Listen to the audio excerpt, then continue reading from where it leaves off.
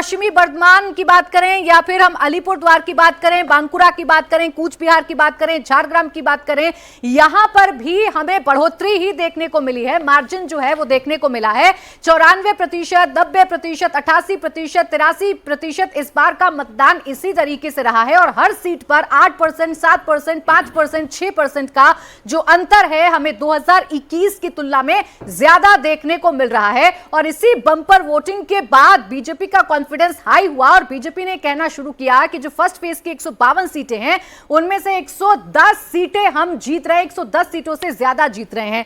अब आप पश्चिम बंगाल की हिंसा की बात करेंगे तो 2016 में 205 चुनावी हिंसा हुई थी, 2021 में 300, 2026 में यह घटकर 55 है।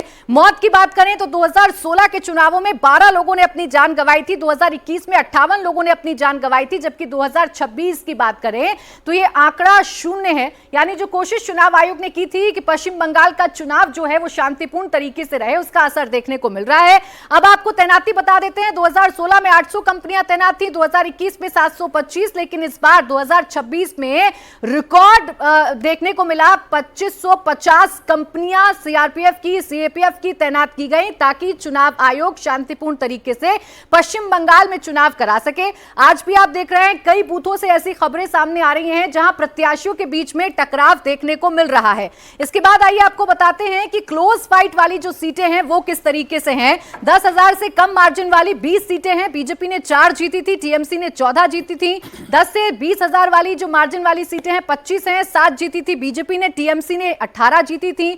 20 से 30,000 वाली जो मार्जिन सीटें हैं वो 38 हैं, जिसमें से 3 बीजेपी ने जीती थी और 34 टीएमसी ने जीती थी। 30 से 50,000 की मार्जिन वाली 38 सीटें हैं और यहां पर भी इसी तरीके से बीजेपी ने 2 सीटें जीती थी। तो इस बार मुकाबला दिलचस्प है और मुकाबला कड़ा भी है। सौरभ, इस ग्राफिक पर हम लोग थोड़ी देर में और बात करेंगे किस मार्जिन से कितनी सीटें जीती या हारी गई थी, लेकिन 2 जो अभी प्राची आपको डेटा दे रही थी, एक वायलेंस का कि इस बार हिंसा कम हुई है, उसकी वजह बड़े पैमाने पर सेंट्रल फोर्सेस की तैनाती को बताया जा रहा है, चुनाव आयोग की तरफ से उठाए गए अभूतपूर्व कदमों को बताया जा रहा है। और वो जो आपको वोटिंग परसेंटेज की टेबल जो दिखा रही थी, जिसका मजाक हुआ इस बार की सीबीएसई का रिजल्ट लग रहा है ज्यादा, सब 90% से ऊपर। सर, इसी के बीच में कहीं कहानी छिपी हुई है, गलत तो नहीं बात? नहीं, बिल्कुल। देखिए, आप पिछले चुनाव से या पिछले चुनावों से तुलना कीजिए तो एक बात तो बड़ी स्पष्ट थी, कम से कम ममता बनर्जी का की जो रिजीम है, 15 साल का शासन है, उसमें जो 3 चुनाव हुए हैं, ममता बनर्जी की पार्टी का वोटर तो पूरा निकलता ही था, उसको तो कोई डर था नहीं, उसको कोई रोकने वाला नहीं था।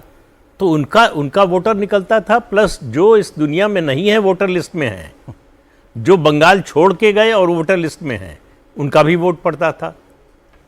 एसआईआर ने ये किया है कि जो इस दुनिया में नहीं है उनका नाम नहीं है, जो पश्चिम बंगाल में नहीं रहते हैं उनका नाम नहीं है, और उसके अलावा जो है, जो ये साबित नहीं कर पाए कि उनके पास प्रॉपर डॉक्यूमेंट है, हालांकि करीब 22-23 लाख मामले जो है वो अभी भी अपील में हैं।